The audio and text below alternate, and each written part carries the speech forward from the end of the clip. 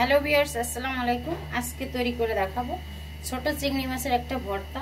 এখানে চিংড়ি মাছগুলো সাথে সাথে ভর্তা করে নিবে হয়। এখানে সিদ্ধ করে রেখে দিয়েছিলাম মাছগুলো হালকা। এখন মাছগুলো এর ভিতরে দিয়ে দেবো। দিয়ে দিছি সরিষার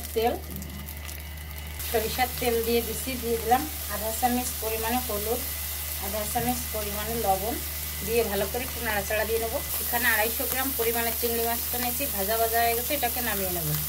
মাছটা ভাজা হয়ে গেছে। এখানে দিয়ে দিলাম শুকনো মরিচ, কাঁচামরিচ, পেঁয়াজ আর রসুন। এটাকে একটু ভেজে নেব 2 থেকে 3 মিনিট। সরিষার তেল দিয়ে চিংড়ি মাছটা কিন্তু ভেজে নিছি। এখন কাঁচামরিচ ও শুকনো মরিচটা দিয়ে ভালো করে একটু বেটে নেব। তারপরে পেঁয়াজ রসুন দিয়ে বাটবো।